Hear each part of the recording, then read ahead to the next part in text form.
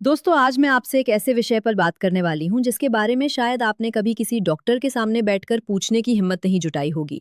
ये वो सवाल है जो लाखों लोगों के मन में है, लेकिन शर्म और झिझक की वजह से वो इसे दबाकर रख लेते हैं।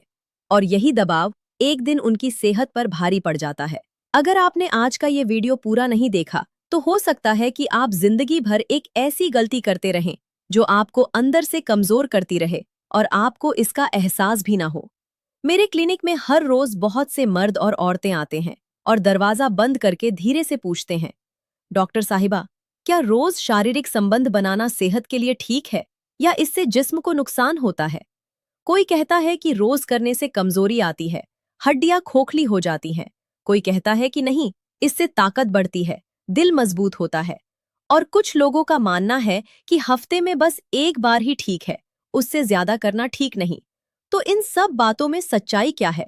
कौन सी बात मेडिकल साइंस से मेल खाती है और कौन सी बात महज एक पुरानी गलतफहमी है? आज मैं आपको पूरी तरह साइंटिफिक और मेडिकल एविडेंस के आधार पर सच्चाई बताऊंगी। और जो बात मैं इस वीडियो के आखिर में बताऊंगी, वो सुनकर आप सच में हैरान रह जाएंगे। क्योंकि वो बात न तो कोई डॉक्टर खुलकर बोलता है, न किसी किताब में साफ साफ लिखी मिलती है, और ना ही इंटरनेट पर आसानी से मिलती है। इसलिए एक भी पल मिस मत कीजिए। वीडियो को शुरू से आखिर तक ध्यान से देखिए। सबसे पहले ये समझते हैं कि जब दो लोग शारीरिक रूप से एक दूसरे के करीब आते हैं, तो उनके जिस्म के अंदर दरअसल क्या होता है। जब कोई मर्द या औरत शारीरिक संबंध बनाते हैं, तो उनके दिमाग और शरीर में एक पूरी केमिकल रिएक्शन शुरू हो जाती है। यह सिर्फ एक जिस्मानी प्रक्रिया नहीं है, बल्कि यह एक बेहद जटिल और खूबसूरत हार्मोनल सिस्टम है जो पूरे शरीर को प्रभावित करता है। पहला और सबसे अहम हार्मोन है ऑक्सीटोसिन, जिसे प्यार का हार्मोन भी कहा जाता है। यह हार्मोन दो लोगों के बीच भावनात्मक जुड़ाव को गहरा करता है। यह वो एहसास है जो आपको अपने पार्टनर के साथ सुरक्षित, गर्म और अपनापन महसूस कराता है। दूसरा हार्मोन है एंडोर्फिन, जो हमारे शरीर का नेचुरल पेन किलर है। ये हार्मोन रिलीज होने पर दर्द कम होता है, मन हल्का होता है और खुशी का एक गहरा एहसास पैदा होता है। तीसरा हार्मोन है डोपामाइन, जो हमारे मूड को बेहतर बनाता है, थकान को दूर करता है और जिंदगी में उत्साह भरता है। अब जब इतने सारे फायदेमंद हार्मोन एक साथ शरीर में काम करते हैं, तो क्या यह मुमकिन है कि रोज संबंध बनाना नुकसानदायक हो? इसका जवाब मैं थोड़ी देर में दूंगी, लेकिन उससे पहले कुछ और जरूरी बातें जान लेना बहुत जरूरी है। मैं हूँ डॉक्टर हिबा अब्बास और मैं पिछले कई सालों से लोगों को सेक्स एजुकेशन और रिप्रोडक्टिव हेल्थ के बारे में जागरूक करती आ रही हूँ। मेरा मिशन बहुत साफ है।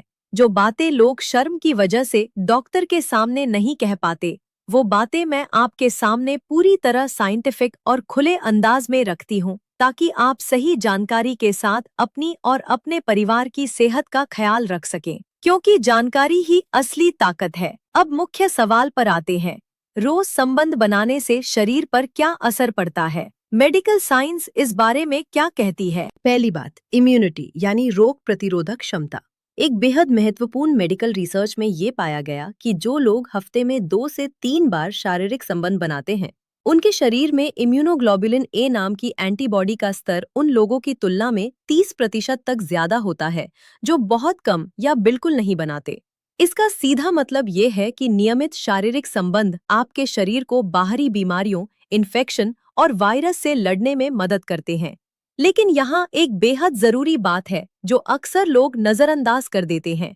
रोज संबंध बनाना तभी फायदेमंद साबित होता है जब आपका जिस्म इसके लिए पूरी तरह तैयार हो।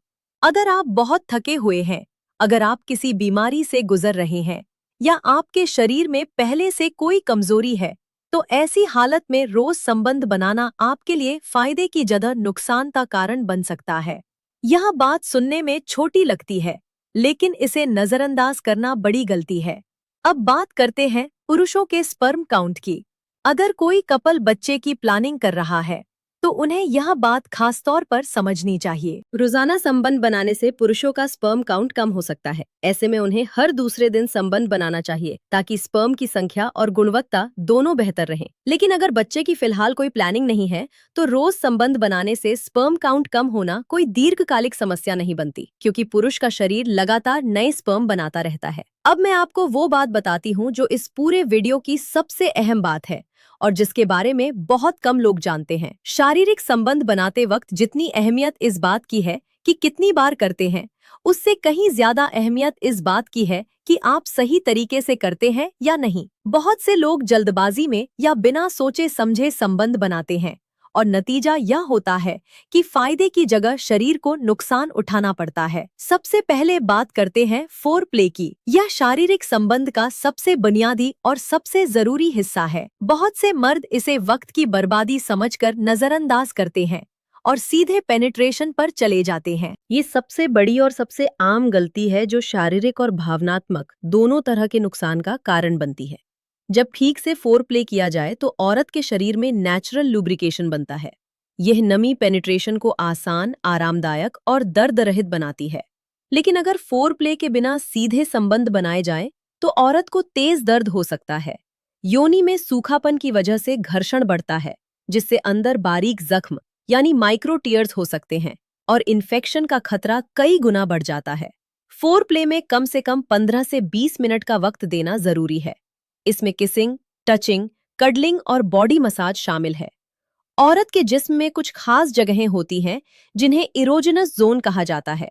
इनमें गर्दन, कान के पीछे का हिस्सा, जांघों का अंदरूनी हिस्सा यानी इनर थाई, निप्पल और क्लिटोरिस शामिल है। क्लिटोरिस औरत के जिस्म का सबसे संवेदनशील अंग है। ये योनि के ऊपरी हिस्से में होठों के जोड़ के पास एक छोटी सी बटन जैसी संरचना होती है। इसमें 8000 से भी ज्यादा नर्व एंडिंग्स होती हैं, जो इसे इंसानी जिस्म का सबसे ज्यादा नर्व एंडिंग्स वाला हिस्सा बनाती हैं। रिसर्च बताती है कि तकरीबन 75% औरतें सिर्फ पेनिट्रेशन से ऑर्गेज्म तक नहीं पहुंच पाती। उन्हें क्लिटरल स्टिमुलेशन की जरूरत होती है। यही वजह है कि बहुत सी औरतें संबंध बनाने के बाद भी अंदर से असंतुष्ट रहती हैं, लेकिन शर्म और झिझक की वजह से वो अपने पार्टनर को यह बात नहीं बता पाती और यह खामोशी धीरे धीरे रिश्ते में दूरी बनाने लगती है। अब बात करते हैं थ्रस्टिंग यानी झटके लगाने के सही तरीके की। बहुत से मर्दों की यह सोच होती है कि जितने तेज और जितने जोरदार झटके लगाएंगे उतना ही ज्यादा प्लेजर होगा, लेकिन मेडिकल साइंस इसे बिल्कुल गलत बताती है।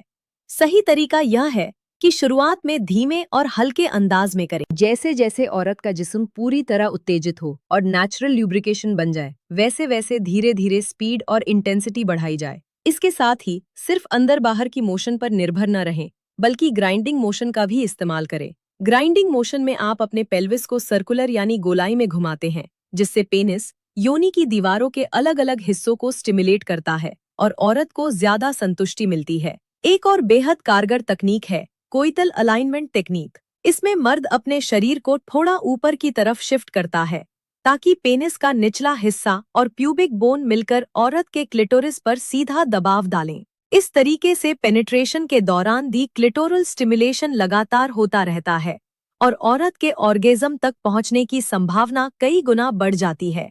अब जरा पोजीशन की बात करते हैं। कौन सी पोजीशन सेहत के लिए फायदेमंद है और प्लेजर के लिहाज से भी बेहतर है? मिशनरी पोजीशन सबसे ज्यादा इस्तेमाल होने वाली पोजीशन है, लेकिन इसमें औरत को क्लिटोरल स्टिमुलेशन बहुत कम मिलता है। अगर इसमें क्वाइटल अलाइनमेंट टेक्निक को शामिल किया जाए तो इसके नतीजे काफी बेहतर हो जाते हैं। वुमेन ऑन टॉप पोजीशन औरतों के लिए सबसे बेहतर मानी जाती है, क्योंकि इसमें औरत खुद स्पीड, गहराई और एंगल को अपनी मर्जी से कंट्रोल कर सकती है।